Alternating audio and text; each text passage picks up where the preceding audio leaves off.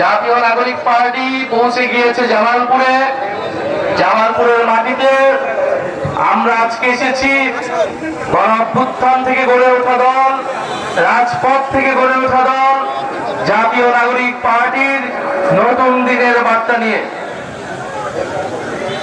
প্রিয় জামালপুরবাসী, আপনারা জানেন জুলাই গণ অভ্যুত্থানের মাধ্যমে এই তারুণ্য শক্তি, এই গণ অভ্যুত্থানের শক্তি বাংলাদেশের আপামর সাধারণ ছাত্র জনতা ফ্যাসিস্ট শক্তিকে পরাজিত করে একটি নতুন বাংলাদেশের সূচনা ঘটিয়েছিল। সেই নতুন বাংলাদেশের সূচনায় অংশগ্রহণ করেছিল আপনাদের জামালপুরের সাহসী সন্তানেরা। এই জামালপুরে আমরা জানি 17 জন শহীদ রয়েছে, যারা ঢাকার বিভিন্ন প্রান্তে বুক চিতিয়ে লড়াই করেছেন, পুলিশের ছাত্রলীগের বুলেটের সামনে নিজের জীবন দিয়েছেন।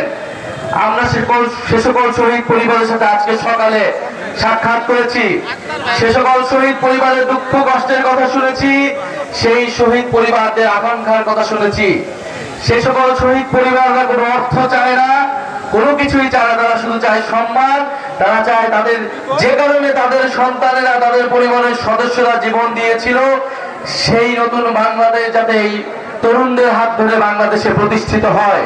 ফলে জামালপুরবাসীর দায়িত্ব, আমাদের দায়িত্ব, পুরো সমগ্র বাংলাদেশের দায়িত্ব।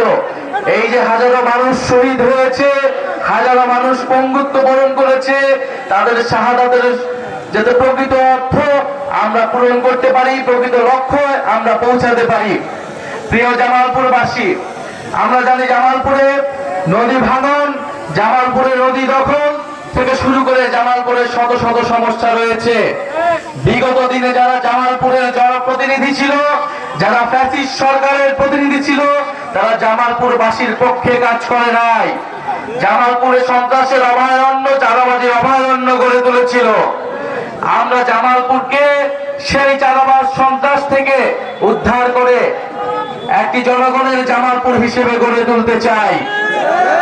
প্রিয় সংগ্রামী জামালপুরবাসী, আমরা জানি এই সমিতির নামে জামালপুরে কত সাধারণ মানুষের অর্থ লোপাট করা হয়েছে। যেভাবে বাংলাদেশের ব্যাংকের থেকে অর্থ লোপাট করে বিদেশে পাচার করা হয়েছিল। এই যে অর্থ লোপাটের রাজনীতি, সেই রাজনীতি থেকে বাংলাদেশকে মুক্ত করতে হবে। প্রিয় জামালপুরবাসী, আপনারা জানেন সমগ্র বাংলাদেশে ঐক্যমত্য কমিশন বাংলাদেশের সংস্কারের জন্য আলাপ আলোচনা চালাচ্ছে রাজনৈতিক দলগুলোকে নিয়ে। সেই সংস্কার কমিশনে জাতীয় নাগরিক পার্টি অংশগ্রহণ করেছে। কারণ আমরা বলেছি গণ অভ্যুত্থানের পরে সামনের যে নির্বাচন আসছে, সেই নির্বাচনে মৌলিক সংস্কার এবং বিচারের মাধ্যমে আমরা সেই নির্বাচনে অংশগ্রহণ করতে চাই। কারণ বিচার সংস্কার এবং নতুন সংবিধান আমাদের এই গণ অভ্যুত্থানের অন্যতম দাবি। ফলে সংস্কারের মাধ্যমে পুরনো আইনগুলো পরিবর্তন করতে হবে এবং প্রকৃত গণতন্ত্র প্রতিষ্ঠা করতে হবে, যাতে বাংলাদেশে কখনোই আর নির্বাচন কমিশন দলীয়করণ না হয়, বাংলাদেশের পুলিশ দলীয়করণ না হয়, বাংলাদেশের প্রশাসন বিচার ব্যবস্থা দলীয়করণ না হয়। আমরা একটা নিরপেক্ষ পুলিশ ব্যবস্থা চাই, নিরপেক্ষ প্রশাসন চাই, নিরপেক্ষ বিচার ব্যবস্থা চাই, নিরপেক্ষ নির্বাচন কমিশন চাই। আমরা দেখেছি অলরেডি ঐক্যমত কমিশনে একটি পুলিশ কমিশন গঠনের জন্য সবাই ঐক্যমত পোষণ করেছে। আমরা সেজন্য সবাইকে ধন্যবাদ জানাই। কারণ আমরা চাই না বাংলাদেশের যে পুলিশ ব্যবস্থা, তারা কখনোই আর দলীয়করণ হোক, কোন দলের পক্ষে, জনগণের বিপক্ষে তারা ব্যবস্থা গ্রহণ করুক। আমরা চাই পুলিশ জনগণের হয়ে উঠুক, প্রশাসন জনগণের হয়ে উঠুক, আদালত জনগণের হয়ে উঠুক। আমরা বলেছি সংস্কার প্রক্রিয়ায় আমাদের একটি উচ্চ কক্ষ প্রয়োজন। আমাদের জাতীয় সংসদটাকে 2 ভাগে ভাগ করতে হবে, ভোটের অনুপাতে উচ্চ কক্ষ নির্ধারণ করতে হবে, যাতে করে একটি জবাবদিহিমূলক ক্ষমতার ভারসাম্য আমরা নিশ্চিত করতে পারি।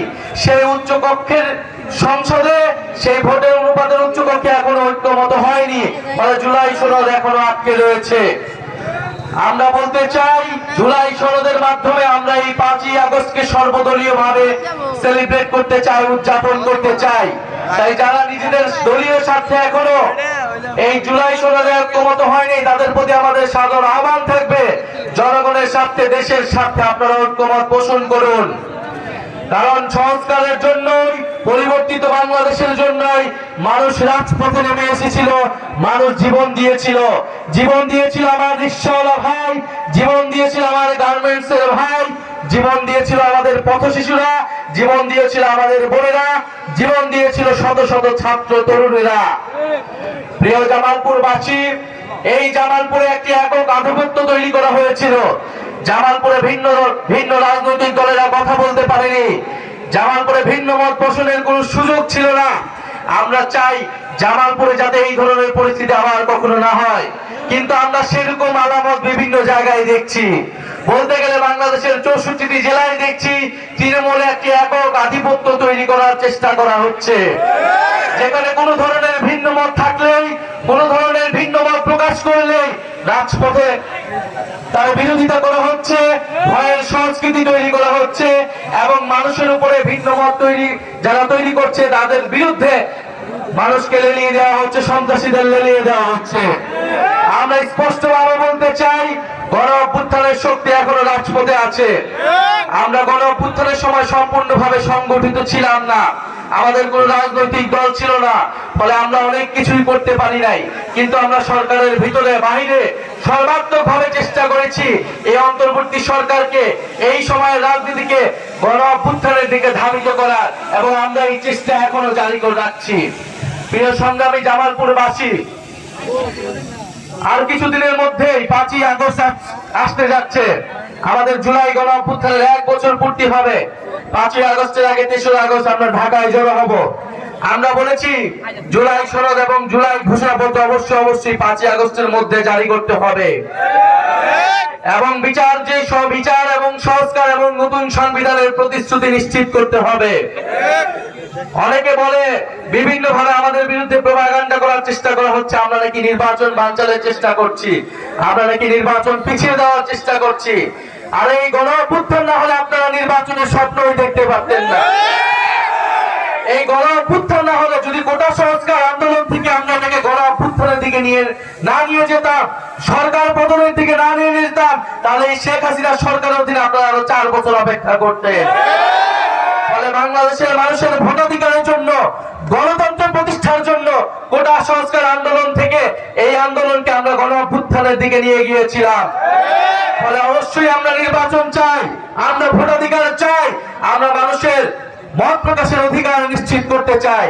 কিন্তু আমরা বলেছি শুধুমাত্র ভোটাধিকারের মাধ্যমে, শুধুমাত্র এক সরকার থেকে আরেক সরকার পরিবর্তনের মাধ্যমে আপনার আমার জীবনের কোনো পরিবর্তন হবে না। আপনার আমার জীবনের পরিবর্তন হবে যদি সংস্কার হয়, যদি অর্থনৈতিক সংস্কার হয়, যদি শিক্ষা ব্যবস্থার সংস্কার হয়, যদি স্বাস্থ্য ব্যবস্থার সংস্কার হয়, এবং যদি প্রকৃত গণতন্ত্র আমরা নিশ্চিত করতে পারি। আমরা এমন একটা সংসদ যদি তৈরি করতে পারি যেখানে ক্ষমতার ভারসাম্য থাকবে, যেখানে এক ব্যক্তি, যেখানে শুধুমাত্র কেবল প্রধানমন্ত্রীর কথায় পুরো রাষ্ট্র, পুরো সরকার পরিচালিত হবে না। আমরা সেই সরকার, সেই রাষ্ট্র ব্যবস্থার জন্য, সেই নতুন দেশের জন্য কথা বলে যাচ্ছি। ফলে নির্বাচন